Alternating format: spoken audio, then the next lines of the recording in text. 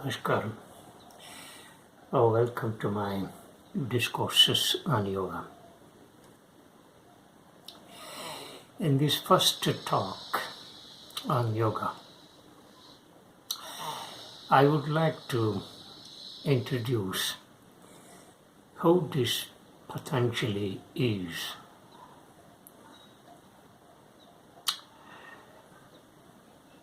The name Patanjali can be pronounced in two ways: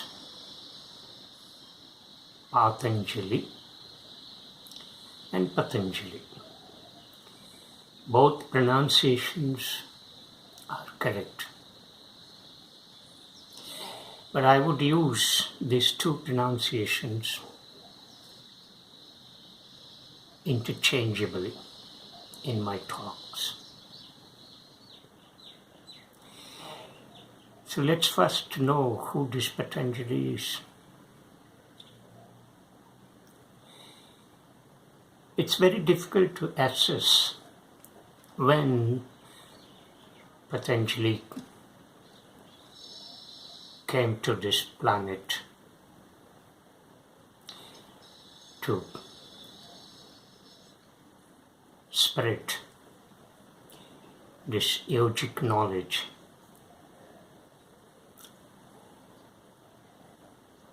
But a consensus that emerged among scholars says that some 5,000 to 6,000 years ago, Patanjali was born on this earth and expounded yoga and gave it to humanity. Whatever the arguments might be about his birth and his time,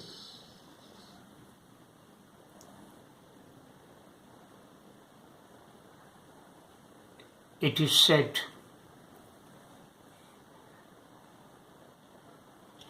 Patanjali is the guru of yoga.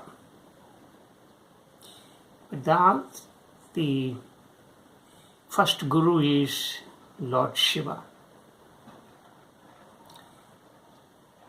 And that is why we see Shiva is always seated in a meditative posture. And of course, Shiva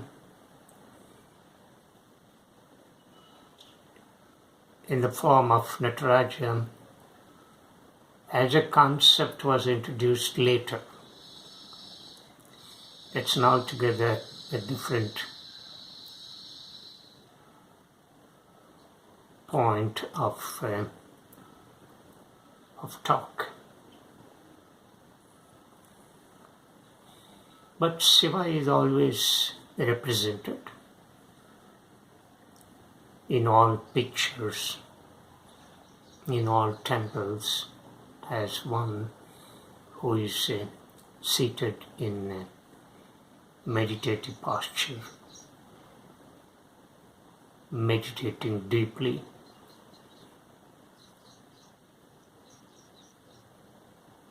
So he is regarded the first Adi Guru of yoga.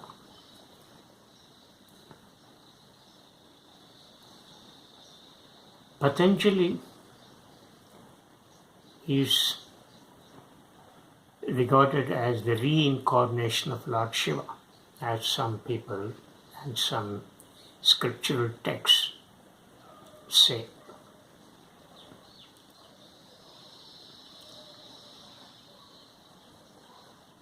But Patanjali is the one who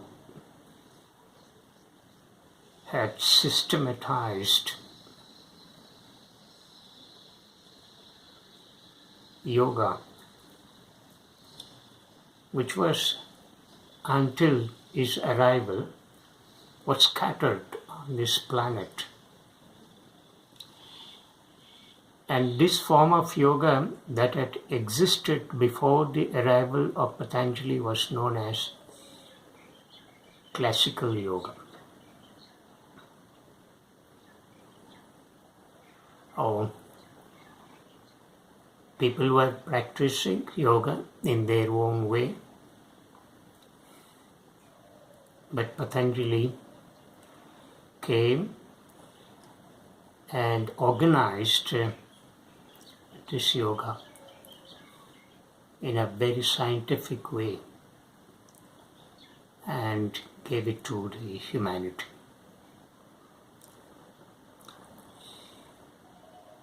So all yoga practitioners, yoga masters, and yogis pay their sincere respects to this great sage. So who is this Patanjali?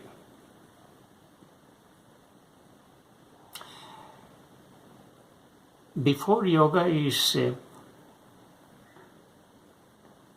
started, every practitioner, sadhaka, or master, or yogi, or jnani pays this invocatory prayer. Let me first introduce this prayer, this invocatory prayer, and I will explain this prayer, translate it into English, and the story behind the Patanjali. The invocatory prayer goes like this: Yogena, chittasya, padena, vacham, Malam, sharirasya, vaidyakena, Yopakarottam, pravaram, muninam, Patanjali, pranjalir, anato'smi, Abahu, purushakaram, Shankha, charkrasi, dharinam, Sahasra, shirasam, svetam, Pranamami, Patanjalim. This is the invocatory prayer. The translation of this prayer in English goes like this: let's all bow before the noblest of sages, Patanjali, who has given the sanctity and serenity of mind, clarity of speech, perfection of health to you,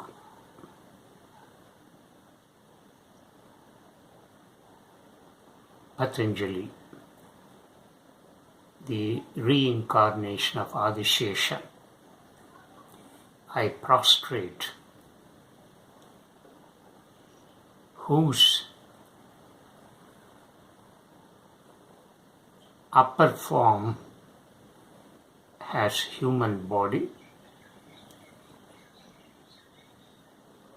adorned, whose arms are adorned with a conch and a disc, and crowned with a 1,000-headed cobra. This is the translation of this invocatory prayer. I hope you understand the importance and significance of this prayer, in which Patanjali is treated as the reincarnation of Adishesha.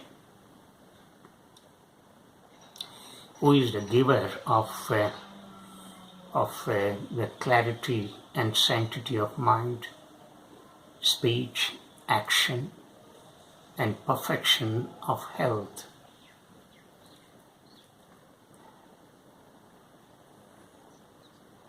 And to this Adishesha, I prostrate and bow my respects. There is a legend that goes like this. Once, Lord Vishnu, seated on Adishesha in his abode,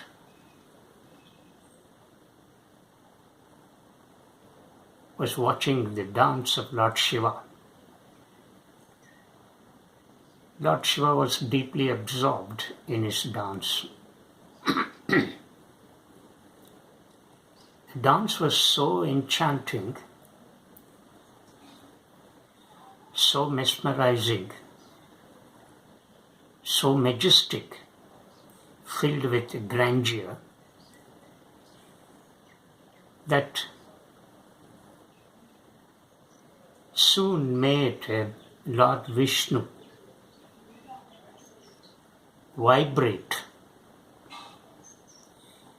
Oh, his body started experiencing series of vibrations in a rhythmical way to the dance of Lord Shiva.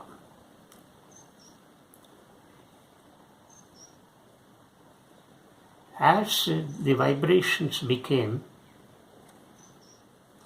more and more intensified, Lord Vishnu's body also became heavier and heavier. And as Lord's body became heavier and heavier, the Adishesha also felt the heaviness and started shaking. As Lord Shiva stopped dancing, Lord Vishnu's body once again became light. At this point, Adishesha asked Lord Vishnu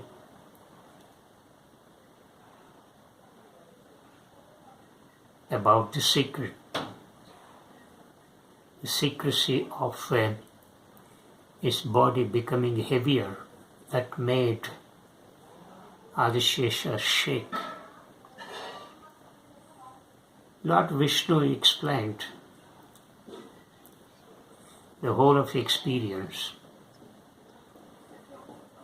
that how Lord Shiva's dance had made his body heavier and heavier. And so the vibration started in his body that went in a rhythmical way with the Lord Shiva's dance. Adishesha expressed his sincere desire to learn this dance. Lord Vishnu contemplated a while and said that soon he would be blessed by Lord Shiva.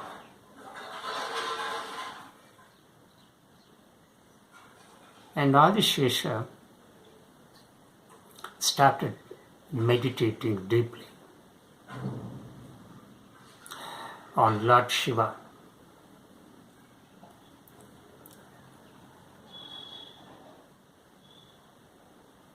And Adishesha was blessed that he would be born on the earth.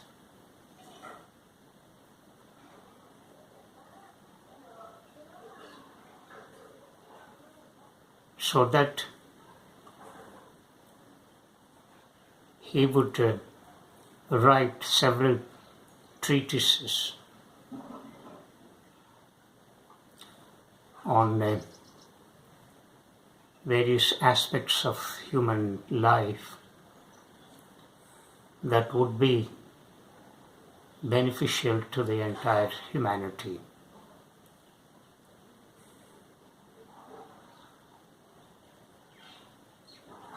But Adishesha was a bit puzzled as how he would be taking the birth on the earth. At this point, in his vision, he had seen a mother by name Gonika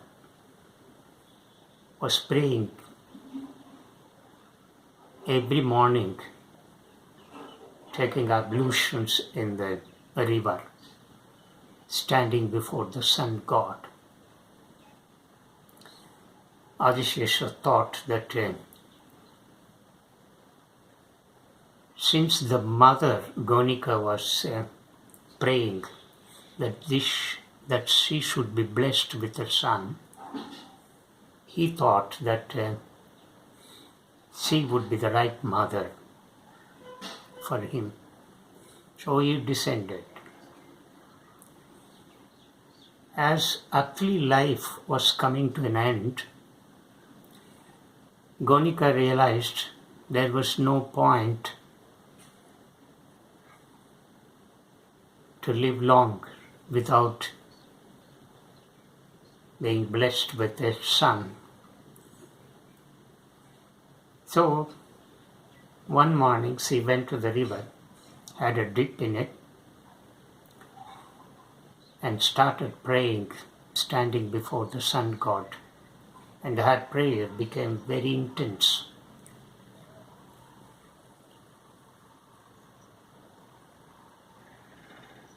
And she scooped water, a handful of water, and offered as oblation to the sun god, closing her eyes.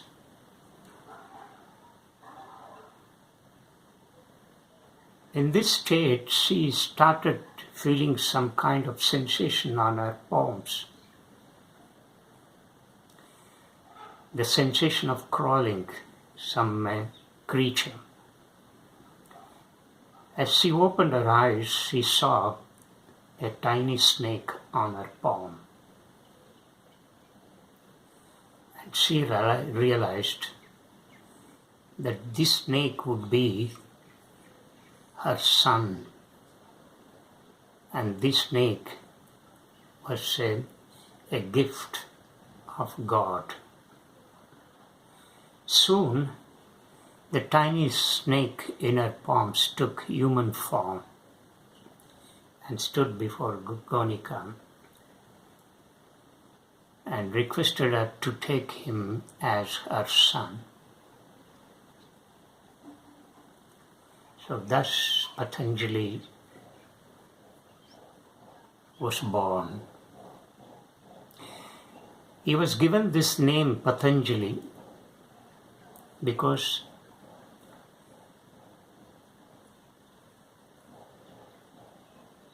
he was not truly born to the mother Gonika, but he had fallen in her palms. Hence, in Sanskrit, pata means falling. Anjali, oblation, that is one meaning. Another meaning of Anjali is a prayer in folded hands. That is Anjali. So